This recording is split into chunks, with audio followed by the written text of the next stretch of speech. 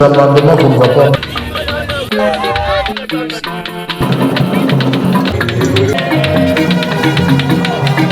Nous regrettons tout simplement que le gouvernement ne nous prend pas au sérieux en tant qu'Assemblée nationale. Et dans les textes, il n'y a rien. Et on veut qu'on puisse gober cela. Il n'y a pas de débat. Et on veut qu'on proroge l'état de siège comme des robots. Ça, non. C'est comme ça que nous sommes en train de détruire notre pays. Nous regrettons tout simplement que le gouvernement ne nous prend pas au sérieux en tant qu'Assemblée nationale. Le texte qu'on nous présente comme un exposé de motifs n'est pas bien fait pour comprendre en fait la vraie demande du gouvernement pour la prolongation de l'état de siège. Donc nous avons voulu que le gouvernement rentre travailler encore sur ces textes et revenir pouvoir les remettre à l'Assemblée nationale, l'exposer. Mais malheureusement, la présidente de l'Assemblée nationale n'a pas voulu de cela. Et nous sommes très choqués aussi du fait qu'aujourd'hui, il y a une violation vraiment du règlement intérieur.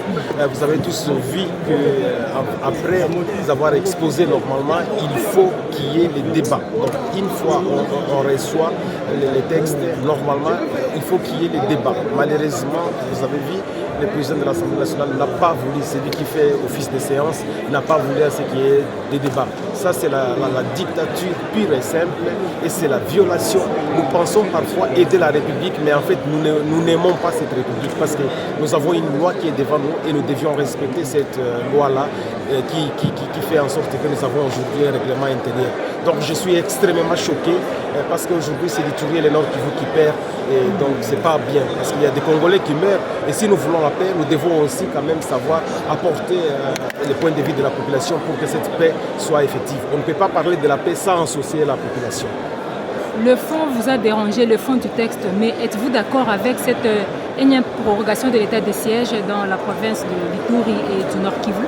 Oui, c'est justement après débat qu'on peut voter pour savoir si on veut de cette prorogation ou non.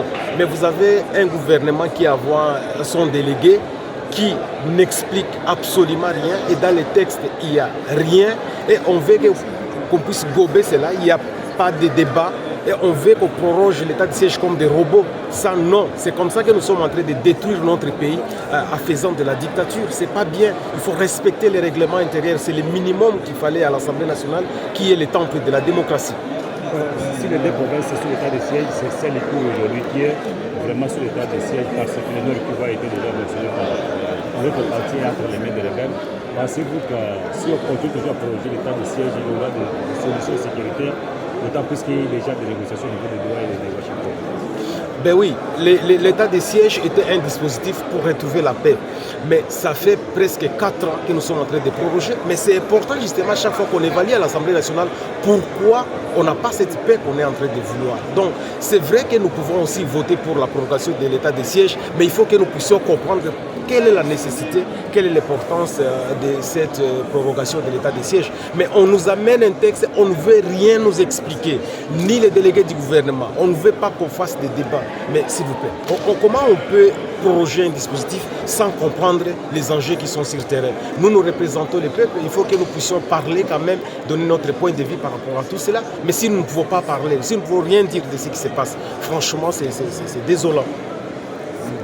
Merci beaucoup, Nora.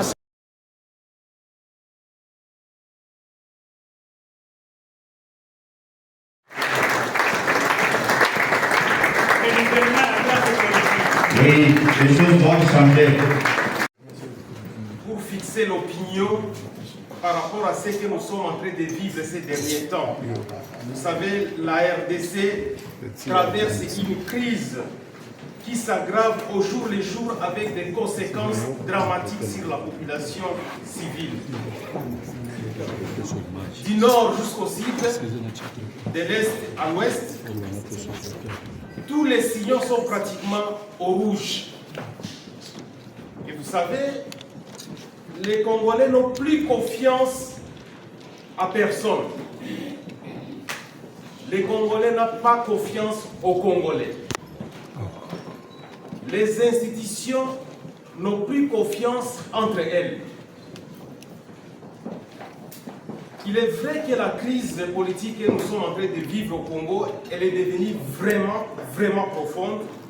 Et la crise se voit même au niveau des différentes institutions.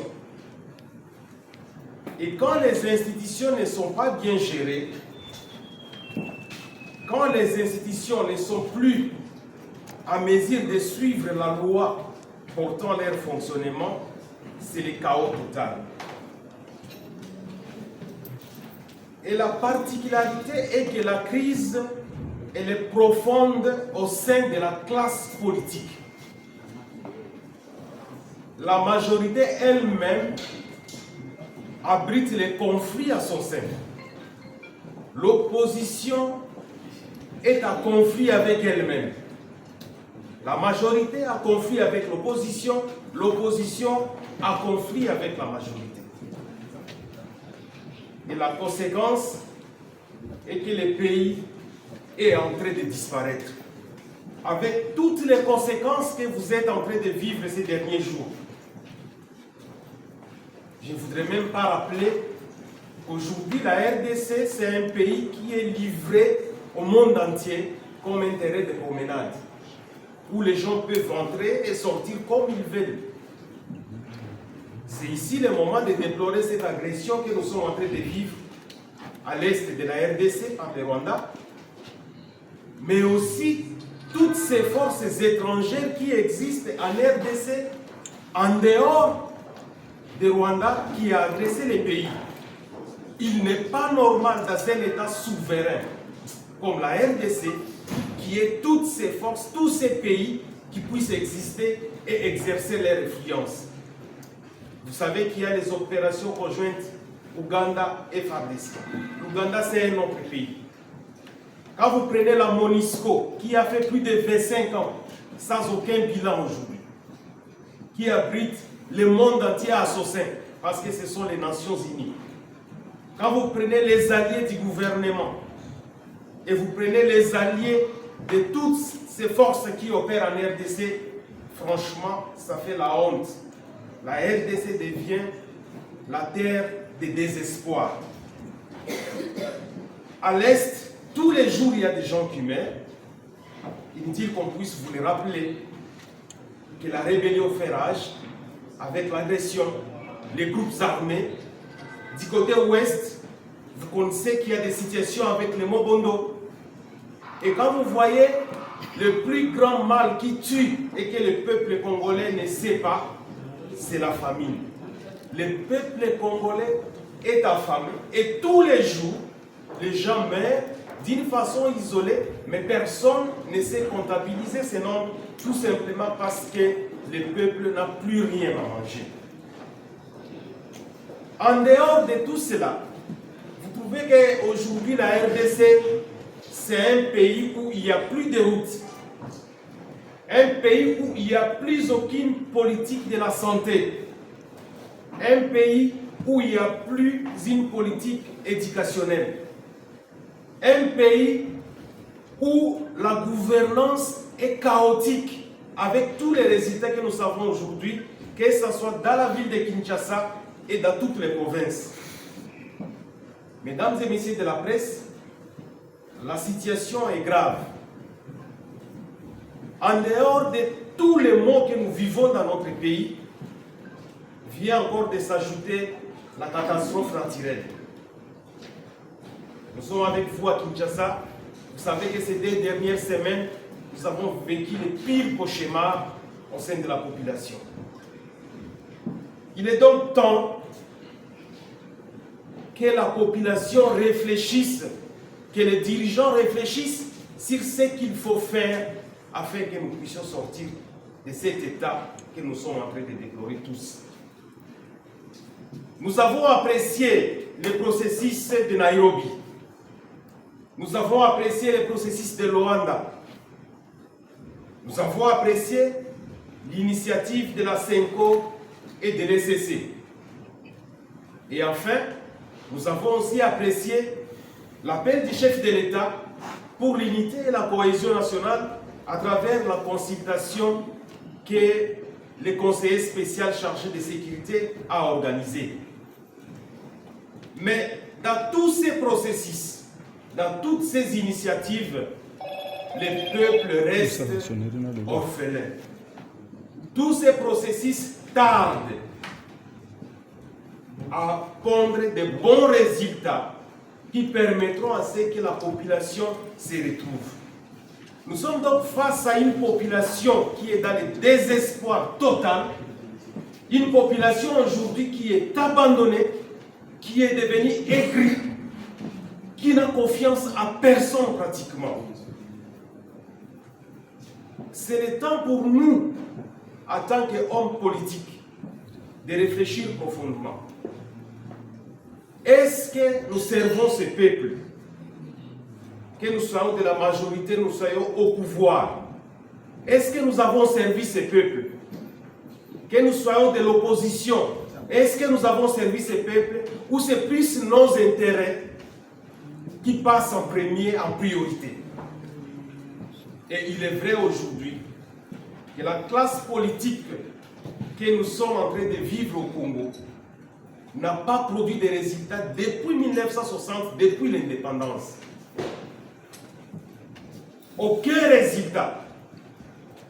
Parce que si nous prenons les indicateurs, la RDC s'est enfoncée plus que ce que nous avions dans les années 60. Ça veut dire tout simplement la classe politique, elle a échoué. Elle a échoué complètement. Il est donc temps que d'autres personnes, que d'autres acteurs, que les politiciens qui sont encore là, qu'ils réfléchissent comment on peut faire les choses autrement. Et c'est là où nous sommes en train de décrier toutes ces caprices politiques, toutes ces politiques grossières où les gens veulent se rétracter. Ils se justifient au nom du peuple, mais en fait, ils ont leurs intérêts.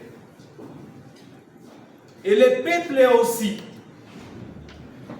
a sa part de responsabilité dans ce que nous vivons. Le peuple observe, mais le peuple n'agit pas. Nous appelons donc aujourd'hui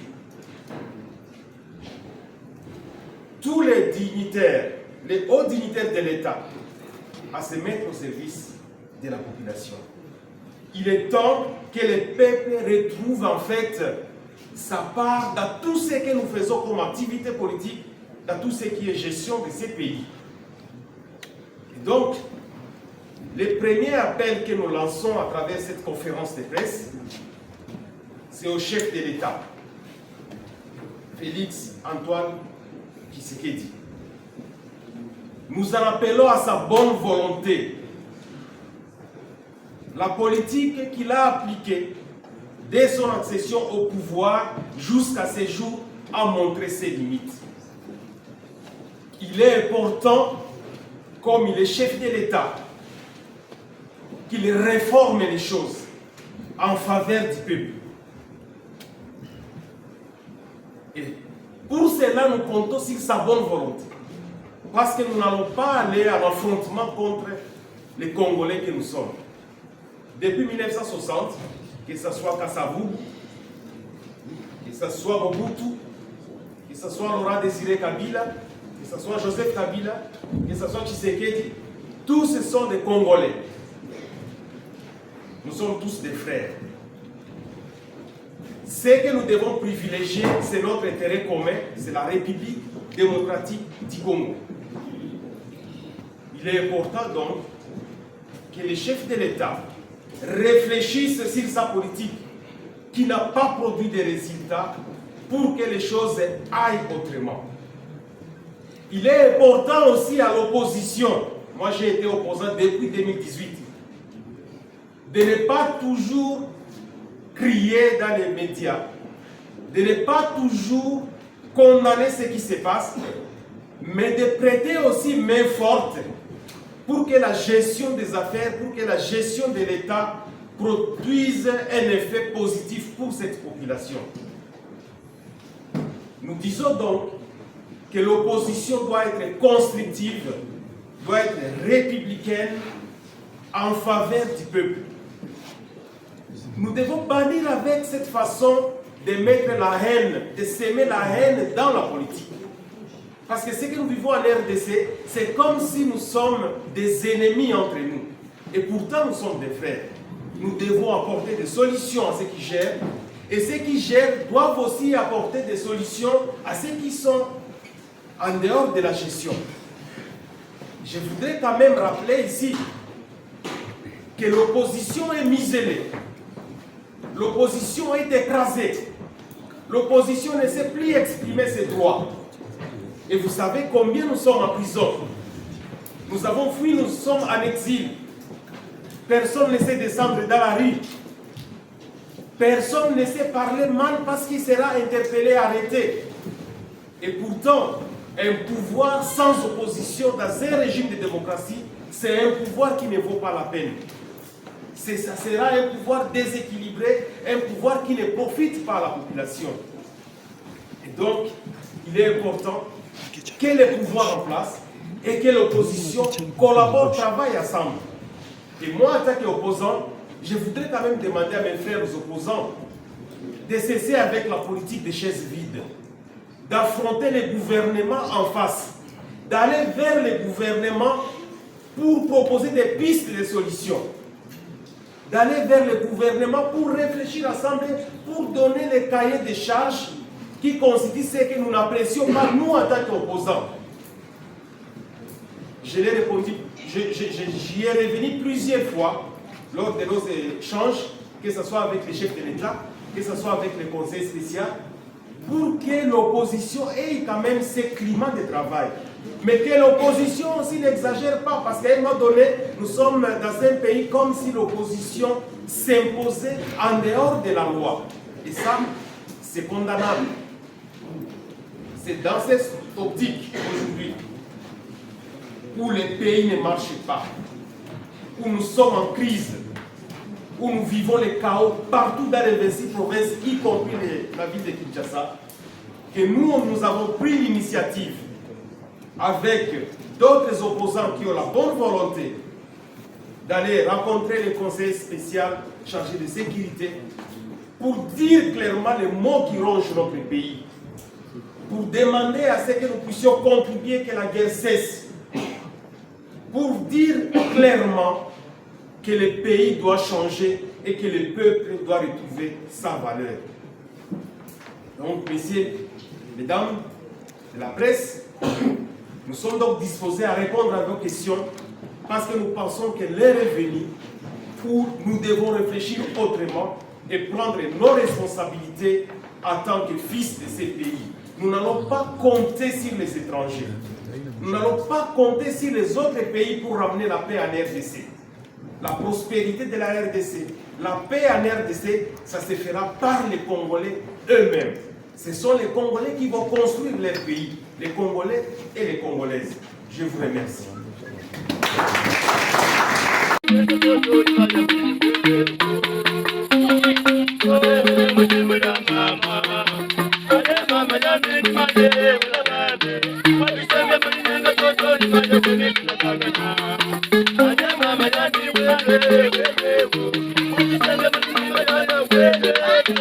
Thank you.